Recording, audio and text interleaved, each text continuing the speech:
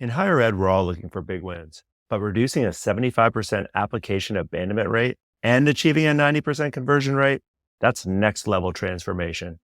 Michael Bettersworth, CMO at Texas State Technical College, shares how they achieved this by streamlining the application process with Element 451.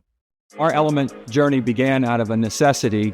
We were switching to a new SIS, and the application process was going to pose some real usability issues for us. We felt that application was going to hamper our enrollment. So we began quickly to evaluate different CRMs, different applications. So for context on that, our conversion rate with the prior application had about 75% abandonment of people clicking apply to submit. And the first weeks after going live with Element, we saw an 80% conversion, and that's now up to 90. So improving the usability of that application on the front end process has had a significant advance in our intake. When technology works for students, it works for you. Visit element451.com to see how simplifying the application process with artificial intelligence will lead to significant results for your institution.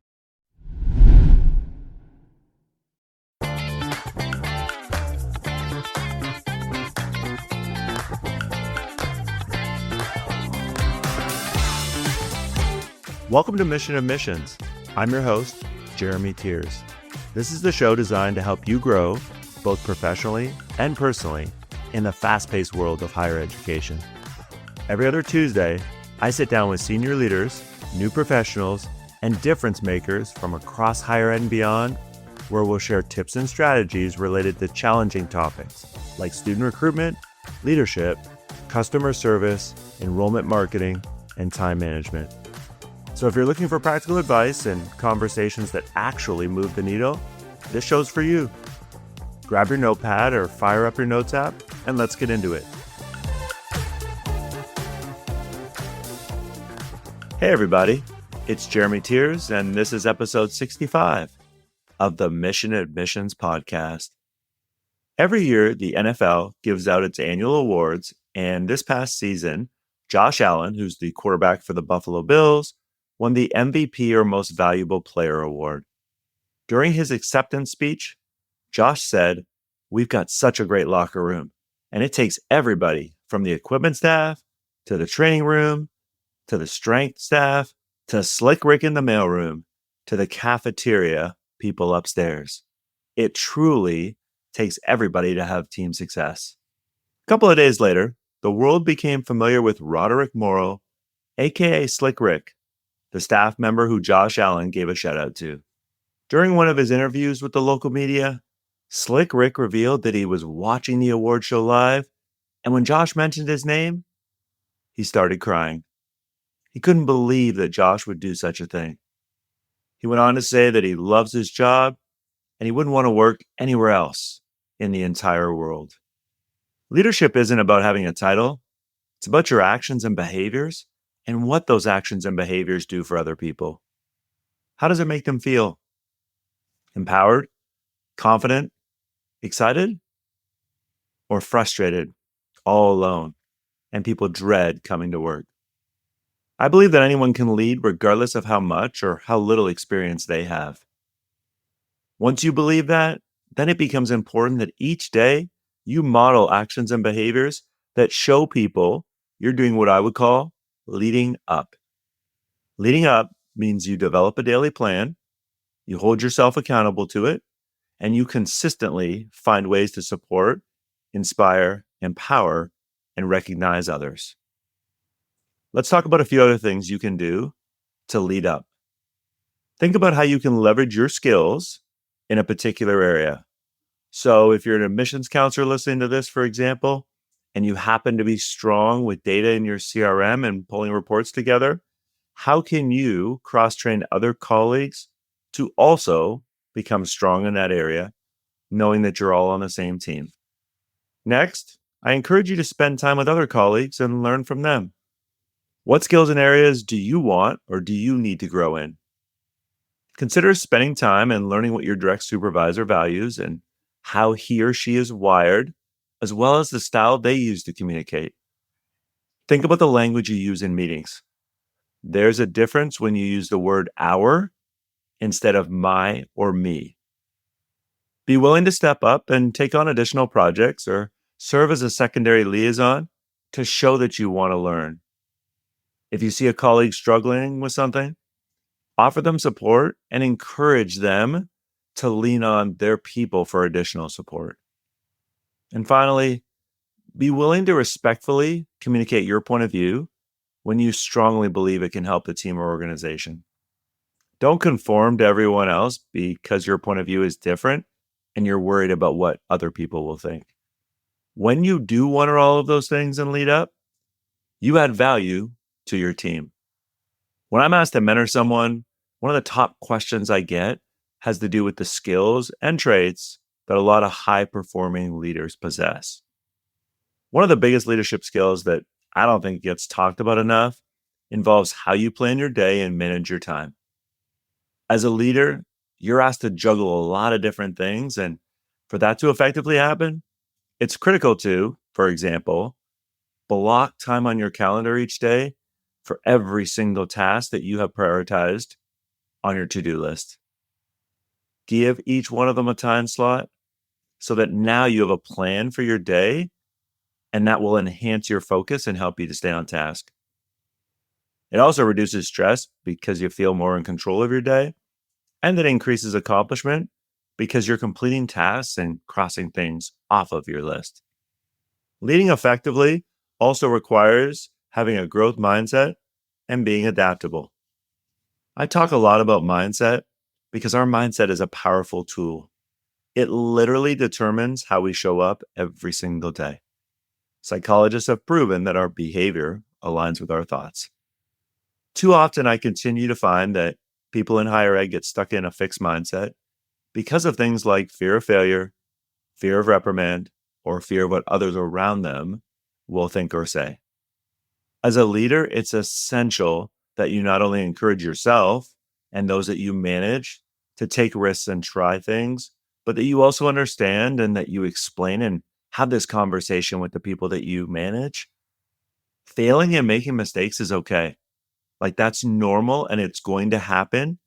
And here's what we do when that happens. Remember, there's no path to success that doesn't include failure along the way. Perfection is not a realistic goal for any of us, so please don't put that on yourself. We're human. We weren't created to be perfect. I encourage you to embrace your mistakes, own them, and learn from them. Owning your mistakes will require you to hold yourself accountable. Accountability is so important for leaders. And accountability means that, again, regardless of the results, you have to be accountable to yourself. Otherwise, it's really hard to hold others accountable. Accountability not only helps with performance, but it also builds trust and respect with colleagues and other leaders. And it helps you become more self-aware, which then allows you to identify areas and skills that either you or somebody you might manage need to improve or need to add. When you're accountable to yourself, you're more likely to make smart decisions because you're constantly thinking about the consequences of your actions and how they will affect your goals or the goals of the team. You're also more likely to believe in yourself and your ability to lead. The next era of higher ed is here. AI that's both scalable and deeply human. At the 2025 Engage Summit, learn how to use agentic AI to personalize outreach, engage proactively, and free time for what matters most. This don't miss event is happening June 24th and 25th in Charlotte, and Enrollify listeners get $50 off with code Enrollify50. Don't wait. Register at engage.element451.com. I also want to highlight the importance of taking care of yourself, and this has different layers, including self-care and personal development. The most effective leaders I know never get overconfident and are always looking for opportunities to grow and learn. They're open to being coached and critiqued, and they do a good job of not taking constructive criticism too personally. We talk a lot about self-care. Self-care is not an if or when I have time thing. It has to be prioritized. What's your system for self-improvement? For me, every Friday afternoon, I spend the last 15 to 20 minutes of my week reflecting and asking myself questions like, what did I learn this week? What went well? What could have gone better? What challenges and obstacles arose that I didn't foresee? What do I need to be thinking about when it comes to next week? I also encourage you, much like I do, to build up your support system and lean on your people when you need them. Don't isolate yourself as a leader and keep everything balled up inside. Leadership can definitely be lonely, but wanting or needing help or advice is nothing to be embarrassed about. None of us can go through life and have success without the help of others. When you find yourself consistently succeeding in your current role and you feel like you're wanting and ready for more responsibilities, ready for that first leadership role, or if you're a current leader even, ready for the next leadership role, here are some things I encourage you to think about that will better prepare and position you for more opportunities or for a new role. You have to become comfortable with the fact that when you move up the leadership ladder or move into a position of leadership, you're moving farther away from working directly with students and families. And that's hard for a lot of people who work in higher ed because it's one of the biggest reasons that they started in this line of work.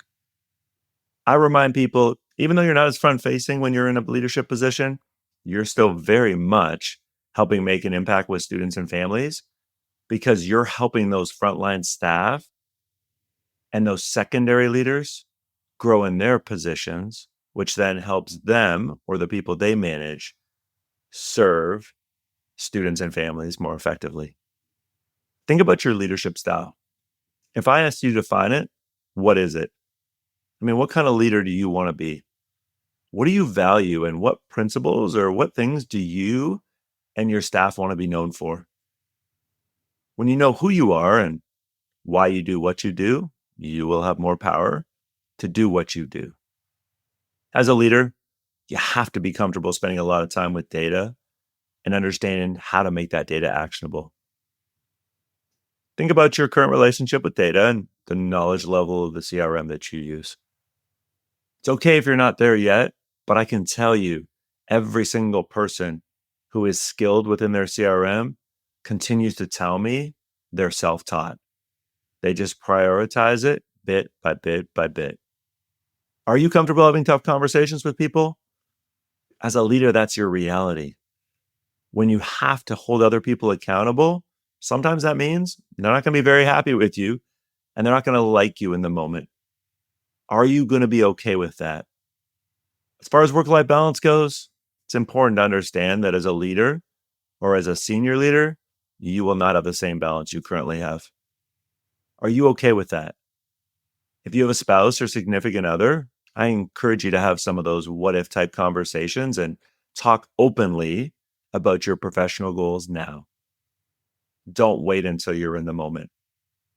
If you don't currently have one or more mentors, commit to making that a reality. Mentors can provide valuable guidance, support, and advice based on their experiences. They can also give you constructive criticism, help you with goal setting, and much like I've had mentors help me with this, help you develop different skill sets and just give you a different point of view that ultimately helps to accelerate your personal and professional growth.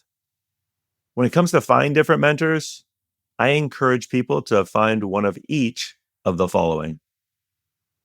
Find someone who is close in age to you, who's done what you're going to do or you're thinking about doing. Find someone who is a position above you. Find someone who is multiple positions above you. And then find someone who, if you're a female, for example, is male, or vice versa, if you're a male, is female, so that you get that all-important different point of view. As a mentee, I encourage you to be clear about what you're hoping to get out of this relationship with your mentor, and then have a clear plan so that you respect their time. As I said at the beginning of our conversation, I believe that anyone can lead regardless of how much or how little experience they have. I encourage you to think critically about some or all of the things I shared today and figure out, what do you need to start doing? What do you need to potentially stop doing? And who do you need to spend more time with?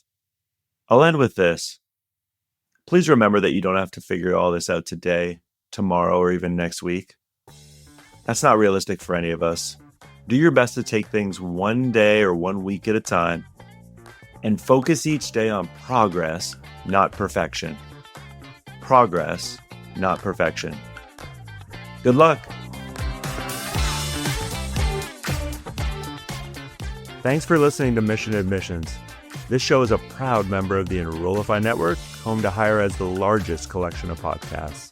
Enrollify is where higher ed goes to grow, so be sure to check out our other podcasts, webinars, video clips, blogs, and more.